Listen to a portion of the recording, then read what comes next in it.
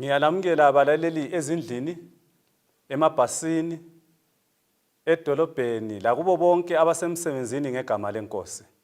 Ngiyabonga ukuthi uNkulunkulu asinike ithuba lokubana sifunde ilizwi likaNkulunkulu sindawonye. Siza kufunda ilizwi likaNkulunkulu singaphansi kwesihloko esithi Udanele amanxiwa. Udanele amanxiwa. Nxa ubunganginika ithuba elokubana ngifinqe isihloko lesi ngomzila nje owodwa, bengiza kuthi bonke abadanele izulu ngempela baza kulifumana. Kasikhuleke nini. Baba wethu othandekayo osezulwini, siyabonga ukuthi sivume sihlangane ukuzwa ilizwi lakho. Sicela Nkosi ukhulume kithi, ngoba kungakhuluma umuntu ngeke abantu bakho bamuzwe. Kodwa ungakhuluma wena umnikazi wabantu, sizakuzwa sikulandele. Khuluma kithi, usebenzise umuntu obhubhayo. Ekugcineni kwakho konke sidonselwe ngakuwe. NgoJesu siyakhuleka. Amen. Ngiloyisa ukubana sibale elizwini likaNkulunkulu endabeni esithola kuNehemaya isahluko esesibili, ngisukela evesini elokusungula ngisiya kwelesithupha. Kwasekusithi ngenyanga kaNisani, ngomnyaka wama-20 ka-Artaxerxes inkosi, iwayini laliphambi kwami. Ngaphakamisa iwayini nganika inkosi. Ngase ngikhathazekile kakhulu. Inkosi yasisithi kimi, kungani ubuso bakho budanile na? Lokhu kungukudabuka kwenhliziyo. Ngase ngisithi enkosini, ubuso bami budangele ngoba indawo yabobaba ingamanxiwa. Indawo yabobaba yatshiswa ngomlilo. Ngibala evesini ingeka 4. Inkosi yasisithi kimi, kuyini okudingayo? Ngase ngikhuleka enkosini yamazulu. Ngathi enkosini, uba kukuhle enkosini, njalo uba inceku yakho ithole umusa phambi kwakho, ngicela ukuba unginike ithuba lokuba ngiye emzini wamangcwaba abobaba ukuze ngiwakhe. Inkosi yasisithi kimi, le ndlovukazi ihleli eceleni kwayo, uhambo lwakho luza kuba ngolesikhathi esinganani? Ubuya nini? Ngakho kwaba kuhle phambi kwenkosi ukuthi ingithume. Ngase ngiyinika isikhathi esimisiweyo. Inkosi kayibusise ukufunda kwelizwi layo. Sihlangana le ndaba eqhakathekileyo namhlanje. Indaba eyathatha isikhathi ngomnyaka oka-444 kusiya ku-432 BC. iBhabhiloni yayithumbile abantwana bakaNkulunkulu ngomnyaka ka-586 BC. iPersia yasinqoba iBhabhilona. iPersia isinqobe iBhabhilona yavumela abantwana bakaNkulunkulu ukuthi babuyele elizweni lakibo, babuyele elizweni elaseJerusalema, babuyele baye kwakha umuzi wakibo. Kwakuyicebo elihle elalithunganyelwe nguNkulunkulu ukuthi laba bantu babuyele elizweni lakubo. Uhlupho olwaba khona yilolu. Ngaphansi kukaZerubhabheli ithempeli lalakhiwe, kodwa umduli wawungakhiwanga. Ngenxa yokuthi kwakungela mduli, kwakulenkinga enkulu ebantwaneni bakaNkulunkulu, ngoba babesetshetshalazini, babesegcekeni, benganandawo ebavikelayo. Ngikuthatha ngaphi lokhu? Ngifunda ukuthi ngibale lawe encwadini ekaNehemaya. UNehemaya isahluko singesokusungula, ivesi yakuqala kusiya kweyesithathu. iBhayibhili lithi lona, kwathi ngenyanga kaNisani, ngomnyaka wama-20, ngisenqabeni yaseSusa, uHanani omunye wabafowethu wafika evela koJuda elamanye amadoda. Ngababuza la ngensali eyayisele elizweni laseJerusalema. Bathi kimi, labo abasindayo ebugqilini babuyela elizweni lakibo, baphakathi kohlupho olumangalisayo lokuyangeka okukhulu. Umduli weJerusalema wadilika, lamasango awo atshiswa ngomlilo.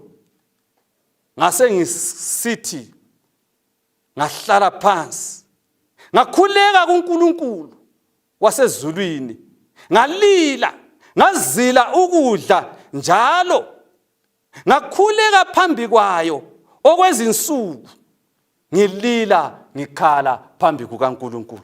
Zwanini izihlobo ezithandekayo, uNehemaya ngemva kokuzwa umbiko wokuthi abantu bakibo bathwele nzima, abantu bakibo kabalamduli ovikelayo, abantu bakibo bathwele nzima, kuyini okwakusenzakala nxa bengelamduli?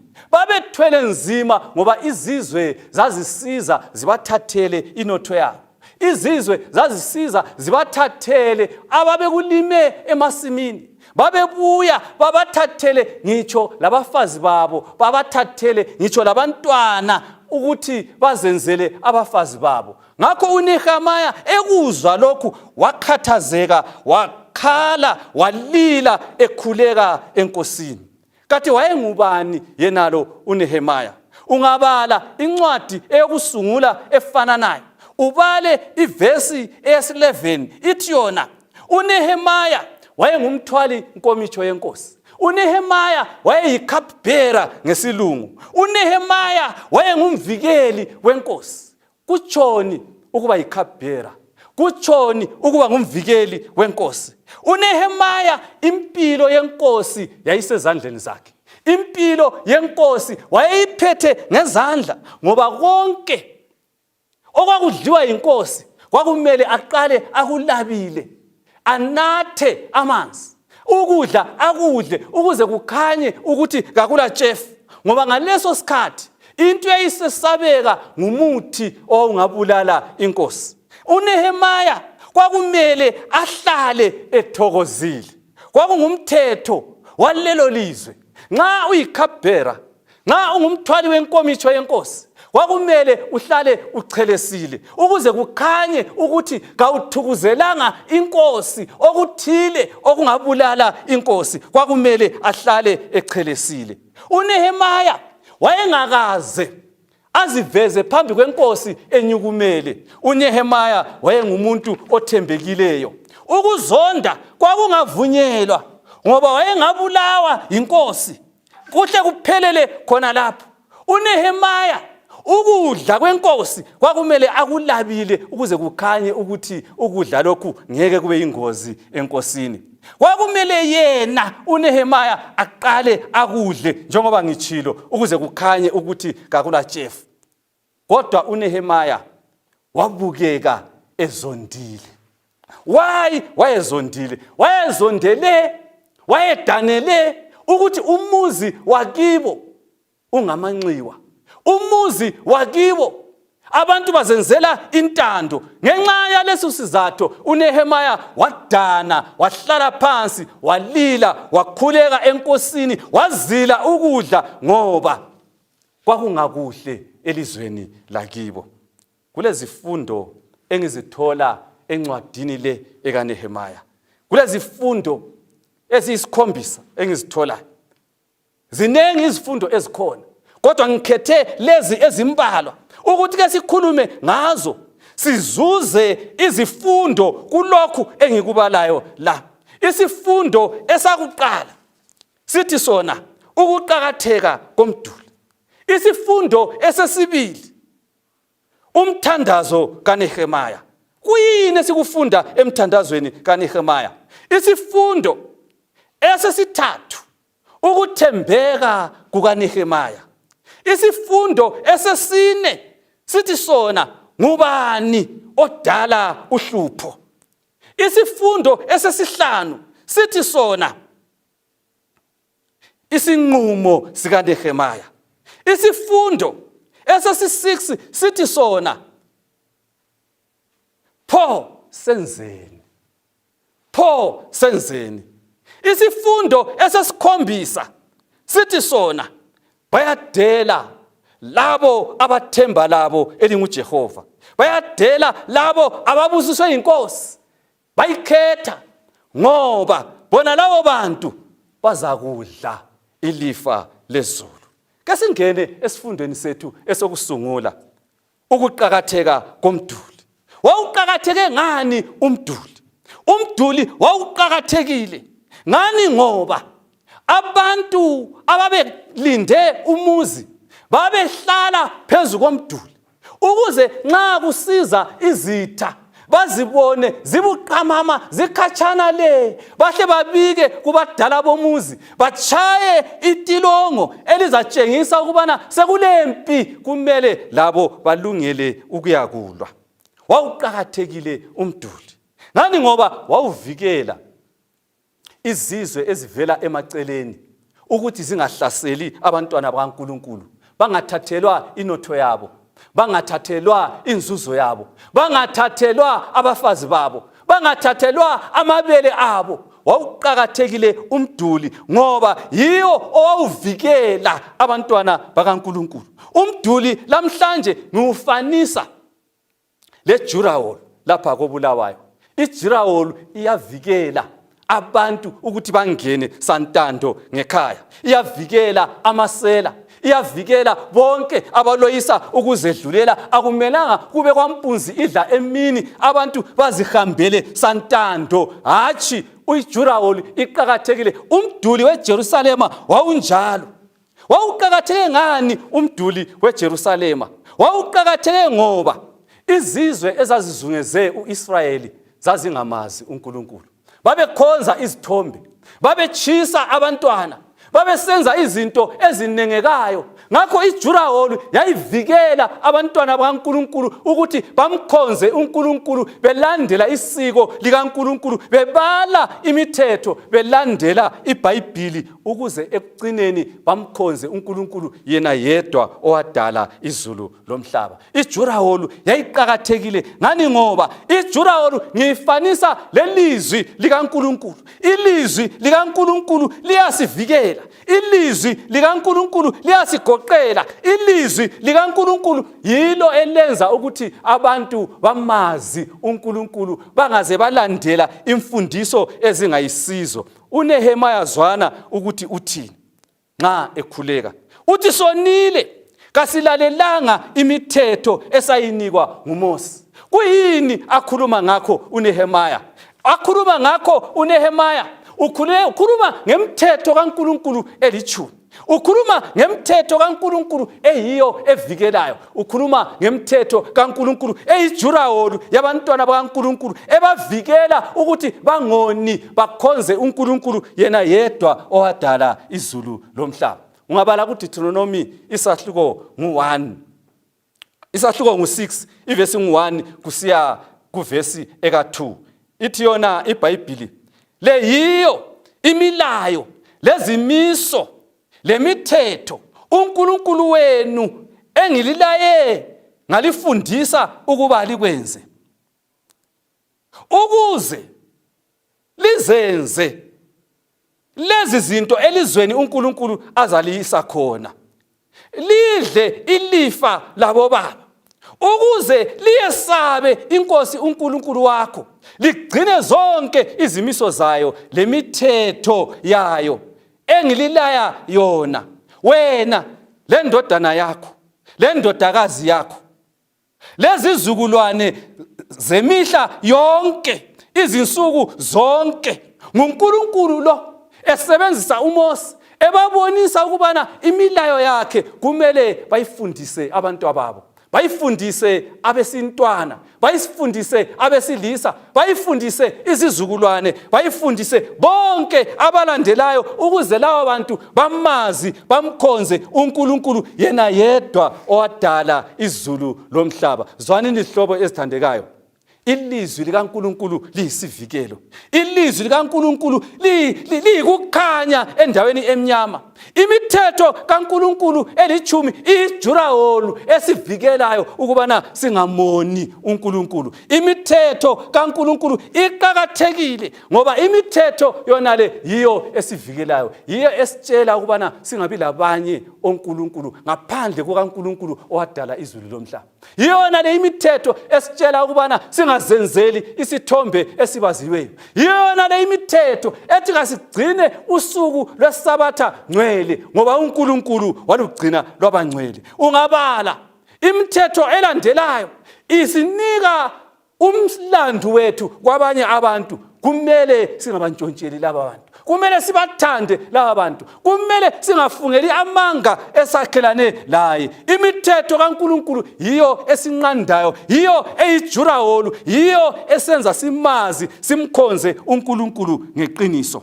Kakuqakathekanga hlobo ezithandekayo ukuphikisana lomthetho kaNkulunkulu. Kuqakathekile ukubana siwulandele unjengoba unjalo. Singaphikisani lawo umthetho okaNkulunkulu.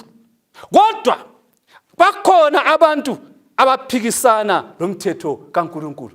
Nxa uNkulunkulu ethi yena kumele abantu banikele ngemvu, ukhona omnye othi yena lamabele aright.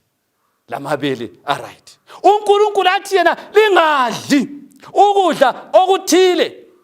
Abanye bathi nxa kumnandi ke ngiyadla.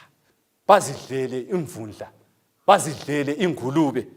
uNkulunkulu yena ethe kungadliwa. Zwanini hlobo ezithandekayo, uNkulunkulu ebubanzini bakhe nguye owasidalayo, nguye owadala zonke lezi zinto, nguye othi ungadli okuthile. Uyakwazi why kungamelanga sikudle ngoba uNkulunkulu nguye owazi konke ngathi. uNkulunkulu ofananayo usilayile ukubana emtshadweni kumele owesilisa athathe owesifazana. Kodwa namhlanje abantu bathi singaze sithathe ubulili obufanayo ku-right.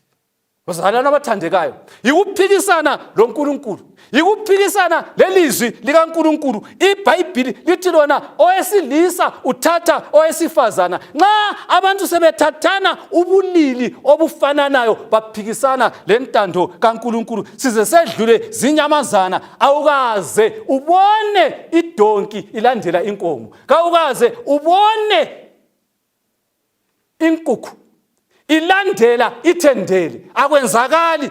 Inyamazana zonke, izinyoni zonke zilandela uhlelo ezalunikwa nguNkulunkulu. Umuntu odalwe ngomfanekiso kaNkulunkulu nguyophikisana loNkulunkulu. Kodwa zwanini isihlobo ezithandekayo, kangibasoli futhi bona laba bantu. Hayi, kukhona omunye umuntu, ikhona enye indoda eyiyo etshela abantu ukuthi baphikisane lecebo likaNkulunkulu. Sizayifumana le indoda. Zwanini isihlobo ezithandekayo, kuqakathekile ukuthi nxa umuntu esiyale esephikisana leBhayibhili, chiyana lalowo muntu. Kungaze kube ngumfundisi onjengami, angaphikisana leBhayibhili, chiyana laye ulandele iBhayibhili ngoba iBhayibhili liyilizwi likaNkulunkulu. iBhayibhili lingamazwi kaNkulunkulu. iBhayibhili livela kuNkulunkulu yena ngokwakhe, kumele ulilandele. Isifundo esilandelayo sithi sona Nehemiah's prayer, umthandazo okaNehemiya.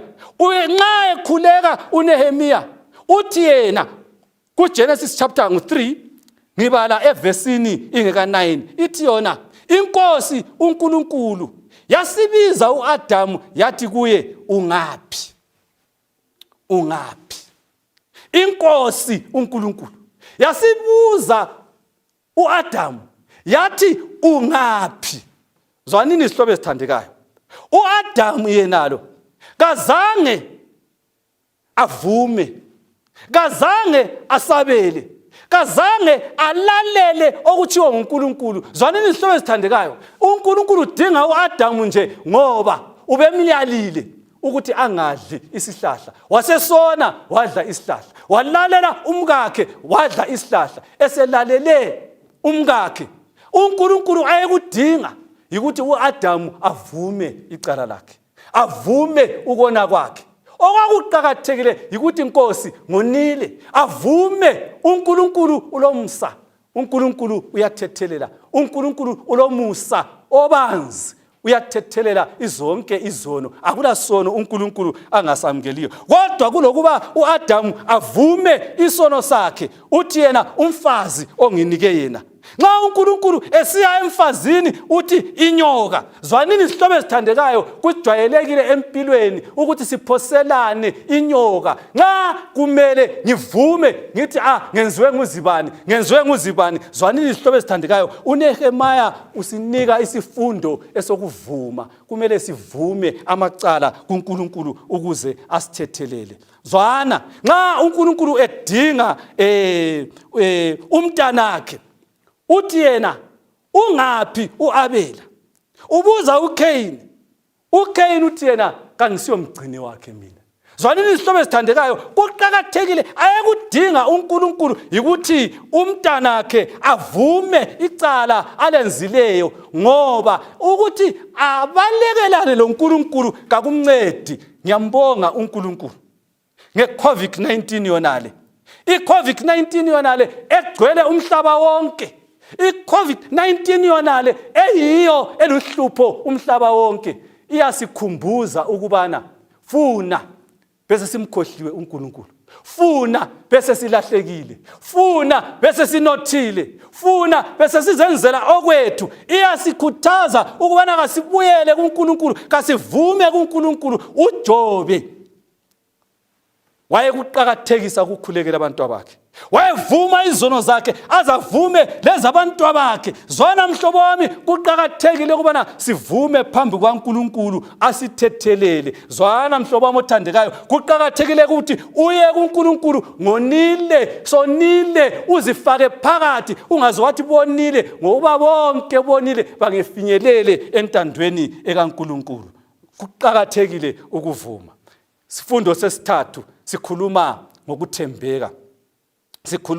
ngokuthembeka. Ungabala encwadini elandelayo kuNehemaya 2 ivesi ngeka2, uthi yena uNehemaya, kungani udabukile? Njalo lokhu kuyikudabuka okuphuma enhlizweni. Inkosi ebuza uNehemaya le. uNehemaya kuthiwa udanile, njalo ukudana kwakhe kuvela enhliziyweni. uNehemaya wayehlala ethembekile phambi kaNkulunkulu. uNehemaya wayethembeka ukuthi wayengakaze adane phambi kwenkosi. Inkosi nxa imbona edanile iyamangala. Zwanini isihlobo esithandekayo kulesifundo sokuthembeka engisithola kuNehemaya. Nxa inkosi ibuyela emva ikhangela imbali ekaNehemaya, iyananzelela ukuthi ngumuntu othembekileyo. Ibisimbuza ukuthi kanti kuyini okumdabulileyo? Zwana, uNehemaya yenalo wayengakaze adane phambi kwenkosi. Ngithanda kulitshela isifundo esiqhakathekileyo. Namhlanje kumele sonke sigqoke amamaski. Amamaski kumele siwagqoke.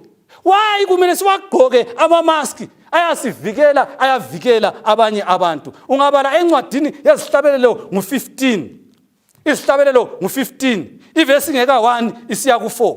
Ithi yona iBhayibhili, ngubani ongayahlala endlini yenkosi? Ngubani ongayahlala ethempelini lenkosi? Ngulowo othembekileyo, ngulowo owenza ukulunga. Ungabala ivesi eka4 ithi ngulowo ogcina isithembiso sakhe lanxa kubuhlungu ukwenza njalo. Zwanini isihlobo esithandekayo, ukugqoka imaski kubuhlungu, kodwa kumele sigqoke ukuze sizivikele. Kumele sigqoke ukuze sivikele abanye abantu. Kuqakathekile ukugqoka imaski. Zwana mhlobo wami othandekayo, kuqakathekile ukwethembeka. Senze izinto ezizima, sizenza ngoba kumele sizenze lanxa kubuhlungu ukwenza njalo. Endabeni courtship, abantu abatsha bayakhuthaza ukuthembeka. Kuqakathekile ukuthi bathembane, bathembeke omunye komunye, ungazihlanganisi lomunye uchiye omunye. Kuqakathekile ukuthembeka. Endabeni yabachadileyo kuqakathekile ukwethembeka. Lanxa ngiphumile ngiseGoli, lanxa ngise-America, ngithembeke sengani omnye wami uyangibona. Zwana mhlobo wami ethandekayo, kuyathembeka. Kuqakathekile ukuthembeka lanxa ukhatshana, lanxa kubuhlungu ukwenza njalo wenze. Zwana mhlobo wami othandekayo, kuqakathekile ukuthi sibe ngabantu abathembekileyo. Isifundo lesi sisifundisa ukuthembeka. Ngiyakhumbula mhlobo wami othandekayo, kwenzakala ukuthi umkami agule. Egula umkami, ngathi ngeke ngimchiye, kuhle ukuthi ngincedisane laye. Ngaze ngathengisa indlu eCowdray Park, ngamthwala ngaya laye eIndia, wayakwelatshwa khona. Ngayibonga inkosi ngoba ngemva kwe-operation wanelisa ukubana aphile 12 years, anelise ukondla abantu bakhe, anelise ukubakhulisa ngezwi likaNkulunkulu. Kungani ngazimisela ukuthengisa endlu? Ngoba ngangifungile emtchadweni ukuthi sizazehlukaniswe yikufa. Abantu kabehlukaniswa ngumkhuhlane, abantu kabehlukaniswa yikuthi bahlala imimango emide. Abantu kumele bathandane baze behlukaniswe yikufa. Zwana mhlobo omthandekayo, omunye wazi wathi kimi, "Hey wena, yekela ukuthengisa indlu. Phela uzaluza konke. Uzaluza indlu, uluze ngisho lo mfazi. Sala lokukodwa." Okwakungaguli indlu, oyegula ngumkami.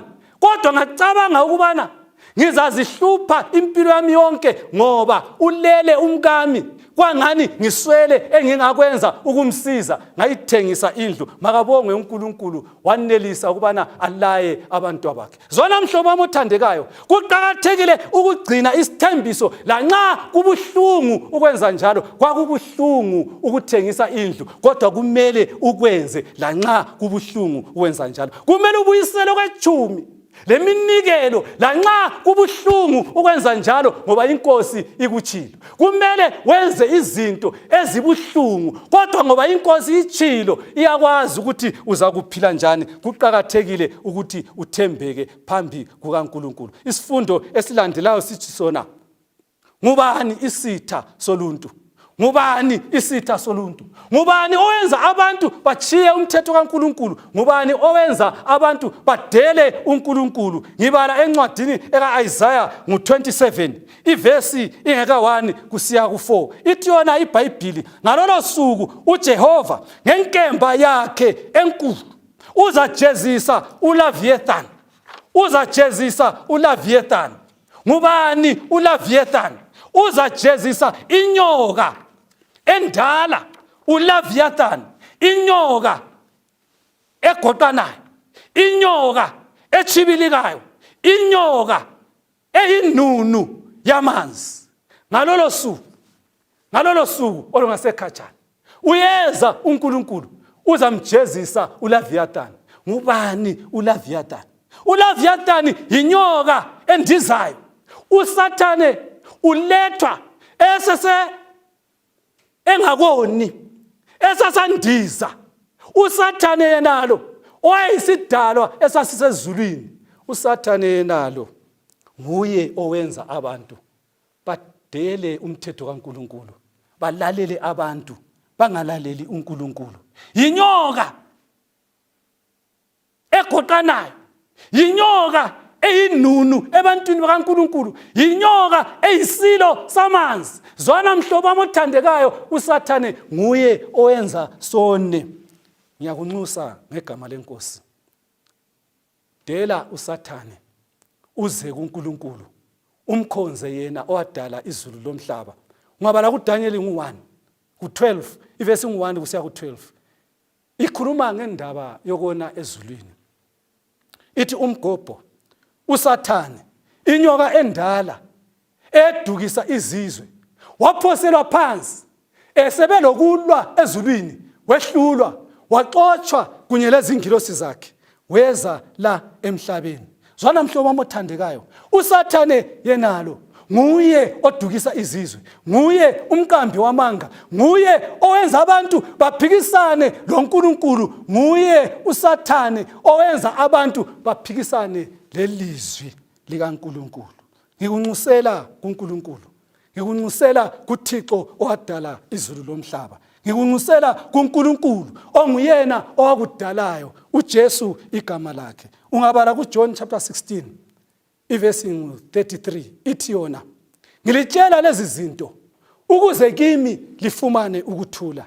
Emhlabeni liza kuhlupheka, emhlabeni lizathwala nzima, kodwa manini isibindi ngoba mina ngiwunqobile umhlaba. Zwana unxuso olumangalisayo, unxuso olunxusela kuJesu, unxusela kuJesu ngoba nguye owakudalayo, nguye owadala umuntu. Ungaya kuJesu, ungazinikela kuJesu, ungamamukela uJesu abe yinkosi yakho, uza kwamukela laye, akugone ngezandla zakhe, akunike impilo engcono, akunike ikhaya elingcono, ikhaya elingelakufa, ikhaya elingelamkhuhlane, ikhaya lapho siyahlala singabajabulileyo khona. Singene esinqumeni sikaNehemaya.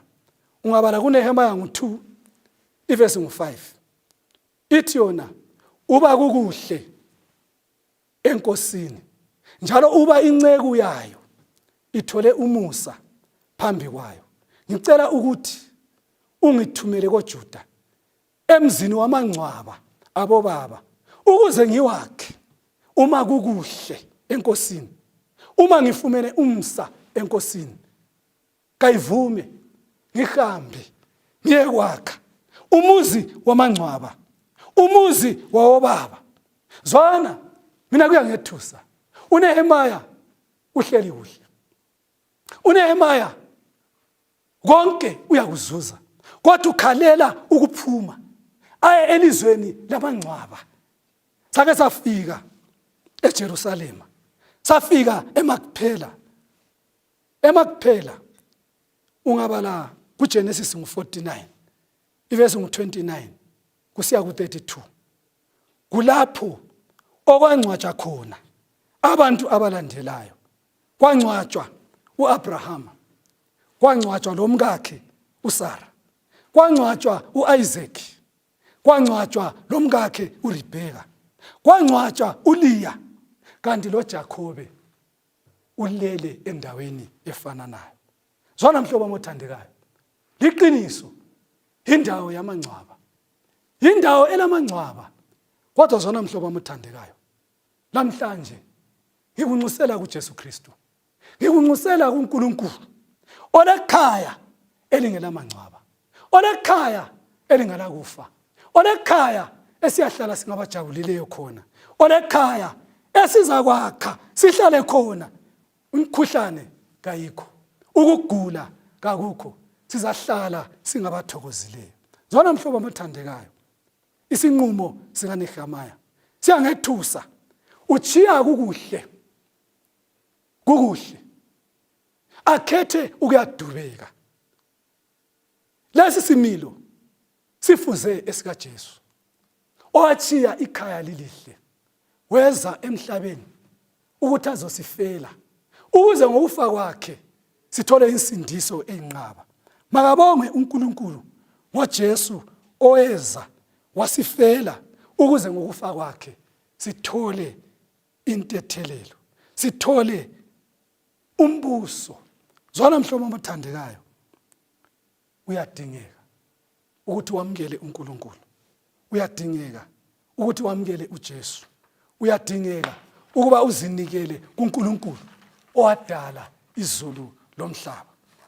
Ngilobizo, ngiyakunxusa, ngiyakuncenga, woza kuJesu, zinikele kuJesu, beka impilo yakho kuYesu. Ungazinikela kuYesu, uNkulunkulu uzakuba lomusa kuwe.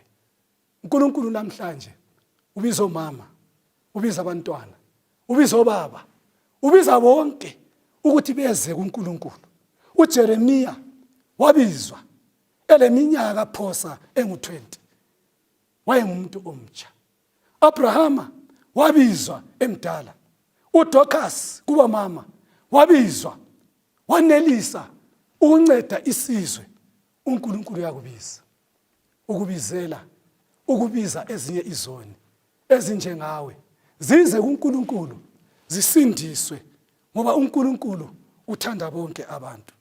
Encwadini yabaseKolose 3 ivesi ingeka 2 ithi yona iBhayibheli, siyakhuthazwa kule indaba ukuba sibeke ingqondo yethu ezintweni zaphezulu. Silingise uNehemaya owachiya izinto zonke, wachiya umhlaba, wachiya inotho yomhlaba, wakhetha ukuyadubeka labantwana bakaNkulunkulu, wakhetha ukuya elizweni lamangcwaba.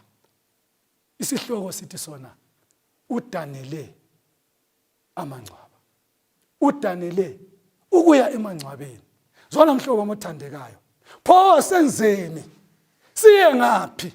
John chapter 3 ivesi ngu-30, John chapter 16 ivesi ngu-33 ithi yona iBhayibheli, ngokuba uThixo walithanda ilizwe kangaka waze wanikela ngendodana yakhe ezele yodwa, ukuba bonke abakholwa yiyo bangabhubhi, babe lokuphila okuphakade.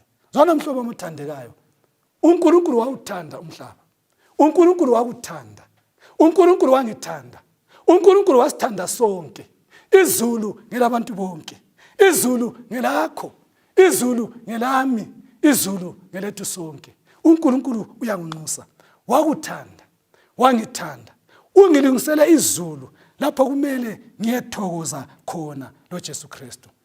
1 Peter 3 ivesi inga 13 ithi, kodwa mayelana lalesi sithembiso senkosi silindele izulu elitsha lomhlaba omtsha lapho okubusa khona ukulunga. Ngenxa yesithembiso senkosi silindele izulu elitsha lomhlaba omutsha lapho kubusa khona ukulunga. Lapha emhlabeni kubusa ubudlongondlango, lapha emhlabeni kubuswa abalemali, lapha emhlabeni kuyafiwa, lapha emhlabeni sithwele nzima, kodwa siyamdinga uNkulunkulu ukuthi eze asinike ikhaya elingcono. Zwana mhlobo omthandekayo, babusisiwe abathatha uJesu abelithemba labo, babusisiwe abantu abathatha uJesu bazinikele kuye, babusisiwe abagezisa ingubo zabo zibe mhlophe egazini leundlu, ngoba laba bantu bazabusa loJesu, laba bantu bazahlala loJesu, bazakuhlala emhlabeni onjani.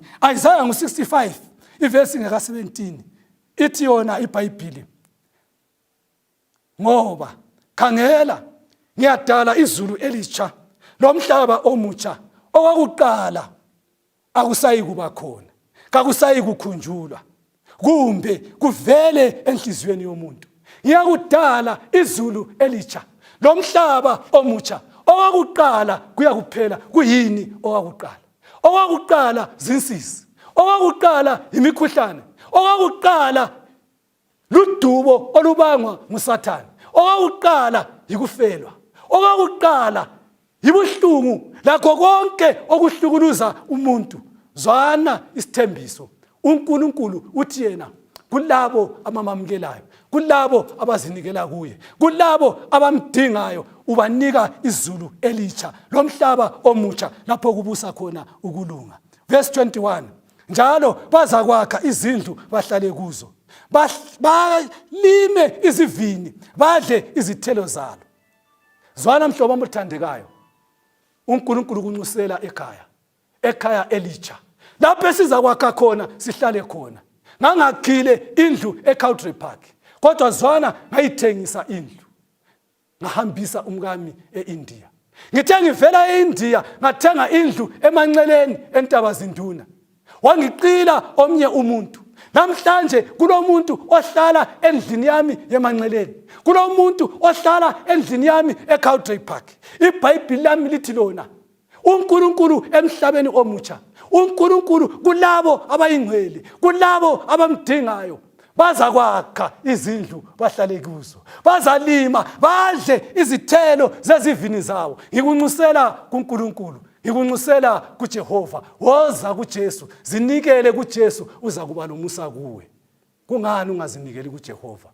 Kungani ungafaki impilo yakhe esandleni sakhe? uNkulunkulu uyakunxusa, kasikhuleke. Baba uthandekayo sezulwini, nampa abantu abakho abazwileyo unxuso lwakho. Nampa abantu abakho abezwayo ukubana uSathane uza kubhujiswa, ubususinika izulu elitsha lomhlaba omutsha lapho kubusa khona ukulunga. Ngiyakhuleka ukuthi sengathi Nkosi ungasithethelela, ukhohlwe izolo yethu, usinike ikhasi elitsha empilweni, sikwethembe, sikuthande, sikulandele, silandele amazwi wonke avela elizwini lakho. IBhayibhili elingumduli ovikelayo silithathe linjengoba linjalo, singalandeli abantu, singalandeli konke okuvela emaceleni, silandele wena wedwa owadala izulu lomhlaba. Siyabonga ukuzwa umthandazo wethu, siyabonga ukuthi uyathethelela, siyabonga ukuthi uzasinika impilo entsha bese siphila sengani kasizanga sone. Kathi ngalolo suku olungasekhatshana siloyisa ukuyahlala lawe ekhaya, lapho esizakubusa khona lawe manje kuze kube nini lanini. Kungumkhuleko wethu wonalo, esikholwa ukubana uzwile njalo usuphendule, ngokuba sikhuleka egameni lakho elihle elihlala kuze kube phakade. Amen.